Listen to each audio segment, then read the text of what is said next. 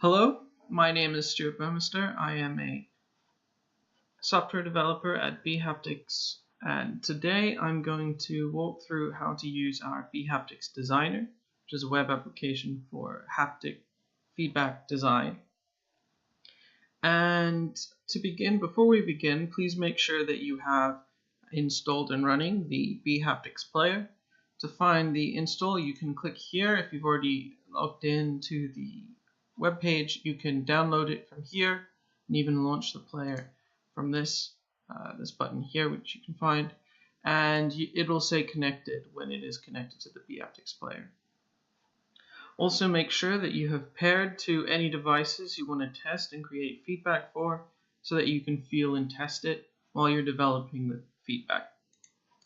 So we're going to get straight to it. I've already set up a new folder for a clean palette so that we can create the project, and I'm just going to go straight to clicking new project.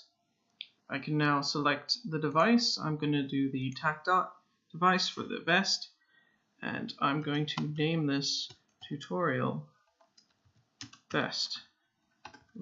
Actually do here, tutorial vest, and that's it. This now takes us to the design UI. We have, because this is the Tactsuit, we have the front and the back, and we also have some media here if we wanted to add haptic feedback to a video, a timeline for us to put our compositions down, as well as some playing and so on. And we're now going to create some feedback. So we're going to create the new composition, and the new composition will be placed here. We can change the time, we can move it around. I'm going to put this to about 1.5 seconds. Nice long feedback. And you'll also see that the UI is now changed. I have this little circle that's following me. This is for the path mode, and both front and back are on this mode currently. And I'm actually going to do the front in path mode and the back in dot mode. And I'll explain each of these modes as we progress. So to get started, for path mode, you merely need to click, and it will put down a point. So this point acts as a marker to determine where the path moves and how it moves. And I can just click anywhere. I can move them around. I can delete them and replace them. I can change the intensity of the points, and I can test it by clicking here. And you can see that's how it moves. So these points mark where you want the feedback to move towards, and it will move through that feedback in the set length. So that's pretty much how to create it. But you're going to want to do some other effects and some timings and so on. So to change things such as the timing, you can click either constant speed. So this will move the feedback at a constant speed or a constant time, where the time between each point is the same. So I'm going to actually move it here for a moment so that you can see the difference. If I go constant speed, you can see that these points, 1, 2, 3, are now grouped closer together. That's because the time between them is now changed.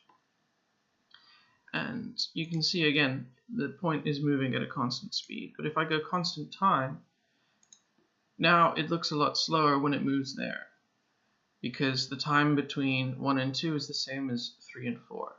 So it takes a bit more time to reach there. For now, we're actually going to keep this at constant time, even though it has no bearing because the distance is equal, but we're going to keep it like that because we're going to need some timings for this back as well. So that's how you create a basic path. You can also add some fades and effects, which will make it more interesting. So fade in, fade out, and those are quite simple and basic. And then you have fade in and out. We're going to use this because I kind of want a strong feedback in the middle and weak at the top and bottom. So we'll keep that for now. And to complement this, maybe increase it a bit stronger. That looks good. Now to complement this, I'm actually going to add another layer. Now what this layer does is it adds another path point that we can move around, and it will move simultaneously with the other layer. So you can have a maximum of 5 layers, 5 paths, and each one will perform simultaneously. So we could have zigzags going across this entire thing, we can have a circle, whatever we want, but only a maximum of 5 layers. So again, I can make this constant time, I can increase the power and fade it in and out. So now we have these 2 patterns moving sequentially, and the way I've done it is they are reflections of one another. And that looks pretty cool. I'm not testing it on the feedback, but it looks good, and I hope that I'll test it later to see how it feels. So that's path mode. So now moving on here, you'll see the UI is a bit different. The dots are now, each motor is now, you can now click it, and what this does is it activates this motor. So if I click play, you'll see it just vibrates the motors together, and it groups them together in what we call a stage. And each stage is, as you can see, a stage of the feedback. So if I add some more stages here, and then one more, as we move down, you'll see that the feedback now moves down in the stages, one after another, progressively down the timings. And you'll see the timings match similarly to the one in the original here, although we're going to change that in a moment as well. And you can change the intensity as well. 70. And you can also add some fades, fade in and out, or fade out, fade in, whatever. And you can see that we can add these effects, but they only apply to each individual stage. That's important to bear in mind. So if you want to fade in, each one will have to fade in. You'll have to set it yourself. However, there is another option which is more specific to the dot mode, which is the smooth filter. The smooth filter now interpolates between stages, so as one stage moves to the next, it starts to fade out and the other one fades in simultaneously. So to see this in action, you can see one stage fades out and the other fades in. And you can also add empty stages to fade in from and to fade out to, which will give a similar effect to the fade in and out here.